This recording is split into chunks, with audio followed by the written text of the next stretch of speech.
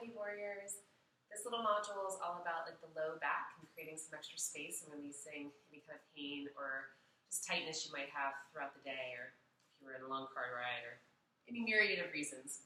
I'm going to be going through these at a fairly decent clip, holding them for about 3 to 5 breaths. Of course, feel free to hold them longer, but give them at least 3 deep breaths if you can, if you're doing these. Feel free to do all of them. Feel free to just do a couple. Even doing 1 or 2 will help give you some space and create a little bit of relief. So the first thing we're going to do is child's pose. Take your knees nice and wide, kind of massage out your hip flexors, bring your toe mounts together, stretch the arms forward, send your hips back, and let your chest melt through the floor or towards the floor, and let your forehead go towards the floor. Your forehead may or may not touch, it's okay either way.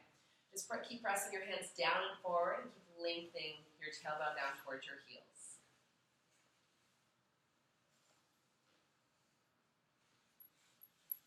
From your child's pose, go ahead and come into cat-cow and take 3 to 5 cat-cows here. You can lengthen out your breath, maybe holding at the top of your inhale, and then as you come into cat pose, tuck your chin, hold the base of your exhale, and move through a few more times. This is great to release the low back. Also just creating mobility in your mid-back. Make sure your shoulder blades are still coming together as you come into cow. And then from here, we're going to press into our toes, stretch it back to a down dog. And you can keep it still. You can walk it out. You're going to walk your feet forward. And you're going to take a forward fold with your feet hip width apart to start. That's 2 fist bumps if you ever need to measure. Keep your knees bent as much as you need to provide some space in your hamstrings or in your low back. You can grab onto your elbows. You can keep your hands on blocks or books, whatever you have available. You can kind of sway it out if you want. You can bend one knee and then the other. Then we're going to take it a little bit more specifically into the low back. So walk your feet a little bit wider than hip width. And then you're going to lift and spread your toes, bend your knees a lot, really engage the legs, squeeze your inner thighs, engage the quads, press your knees out a little bit to get the glutes going.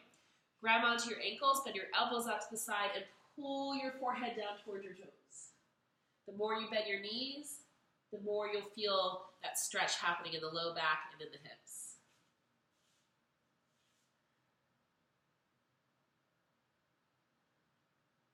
Try not to lean so back into the heels. Also keep some weight in those toe mounts.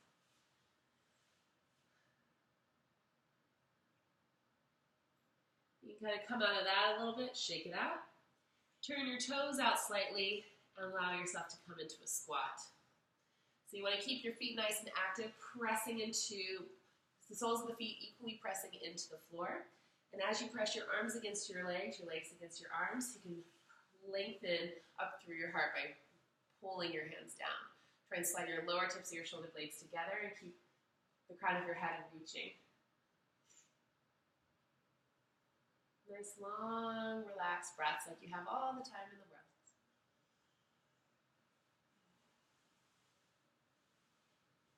And then from here, we're going to take a thigh stretch. So you can either do the thigh stretch in the low lunge, right leg is forward, left leg hamstring curls in, and you can stay here and just work those legs. Working your right heel back, your left knee forward, squeezing your inner thighs together. If you want a little bit more, you can reach back, grab onto that back foot, back the booty up, connect, maybe opening it up, maybe coming down a little bit lower onto that forearm. Or we can do the thigh stretch we did the other day in class. Taking your knee all the way up against the wall, stepping the other leg forward, and stay here, hands on books or blocks, or hands on thighs. Eventually, your booty wants to go towards the wall, pulling your waist towards the wall, lengthening your tail down, and resting your shoulders against the wall. My personal favorite. It opens up your psoas, which can pull at your low back and create a lot of discomfort.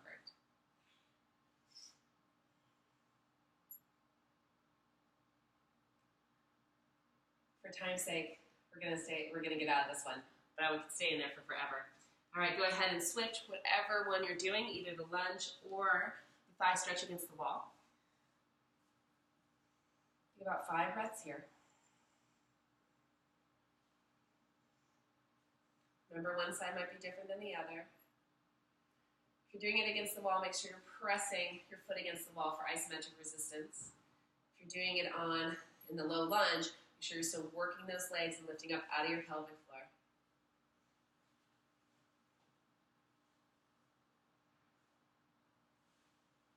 And then release that. And then from here, we're going to come down onto our backs. Last few. Final push. Knees into the chest. Give yourself a little squeeze. Lengthen the tailbone away. Feet to the floor, hip width apart. Gently press your thighs away from you.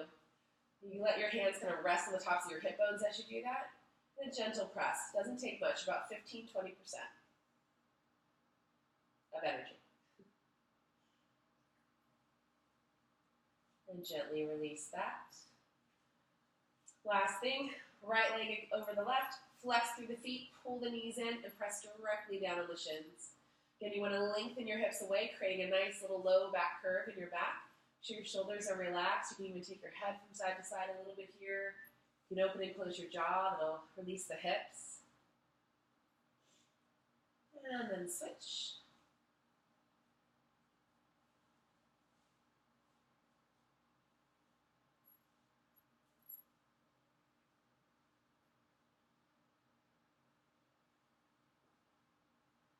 And you can either roll over to your right side, give yourself a few spinal rolls, and come all the way up. And that is it. Thank you. You're Miss Luna.